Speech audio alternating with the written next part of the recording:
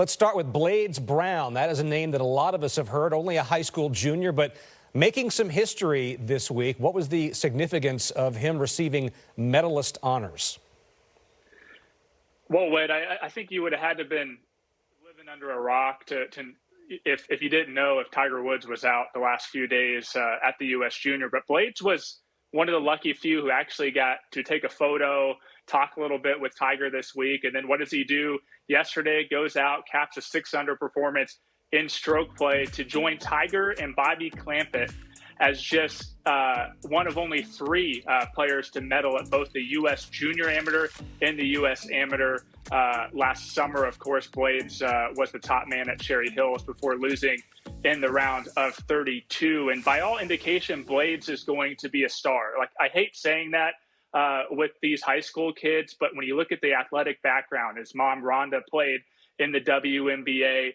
He's uncommitted, but every college coach in the country is after this kid. And he made his PGA Tour debut just a few months ago and tied for 26th in Myrtle Beach. So I think perhaps the only thing going against him is history and the fact that the medalist has not won the U.S. Junior since 2009 when a young man by the name of Jordan Spieth did so. So Blades already feeling the pressure. He's in a battle right now in his first round of match play, but has a late lead, should be able to close it out and get to tomorrow.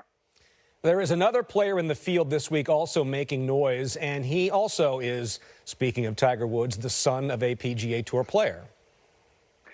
Yeah, exactly right. That's Trevor Gachewski, the son of Scott Gachewski, who plays on the PGA Tour. Scott was actually out there for stroke play watching Trevor compete. He left last night, headed to Minnesota to play in this week's 3M Open on the PGA Tour. And I'm going to admit I committed the cardinal sin in texting Scott this morning, and he responded, a lot of golf left. Don't count the chickens before they are hatched. But I don't think he quite realized just how much golf was left. When you look at the fact that Trevor and his opponent, Rich Wills, played 28 holes, or sorry, not 28, 23 holes, 5 extra holes. Trevor had the early lead 4 up through 8 before the match, stormed back. His opponent stormed back, and some great golf played there. 3 holes tied with birdie over those 5 extra holes. And I got to give a lot of credit to the USGA media official, Joey Geske, for diving deep into the record books. 28 holes, that's where that came from. That's the record for longest match. That was achieved by Michael Iserman, who defeated Patrick Honeycutt back at the 1960 U.S. Junior Amateur. So a long time ago there, Whit. Well, that sounds pretty good. So what was the match of the day, in your opinion?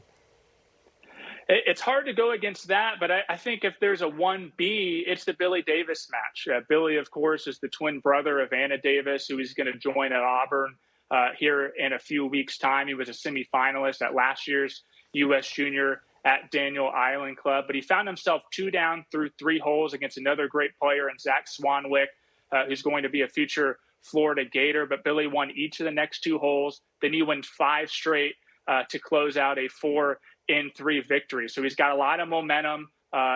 That's also tied to a top 6 finish last week at the Southern Amateur. But I think it's the case with these USGA championships, and that every match is difficult. And especially when you consider that Billy tomorrow in the round of 32 now has to play the top-ranked junior in the world in Miles Russell, who won his match by concession. He was 5 up through 10 holes when his match ended today. And it was interesting because I feel like the top players in this tournament finished amongst the top half of that stroke play leaderboard. So I think from here on out, we're going to get a lot of great matches. And you look at the Billy Davis, Miles Russell match tomorrow, there's a couple other good ones too. Luke Colton against Henry Guan, 2 standouts from Texas.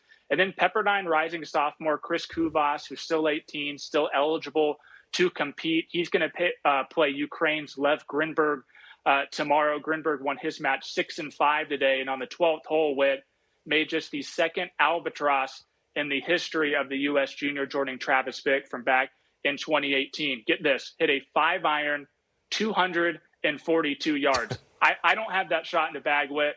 I'm sure you probably don't. Not a lot of guys do. That's quite the poke there.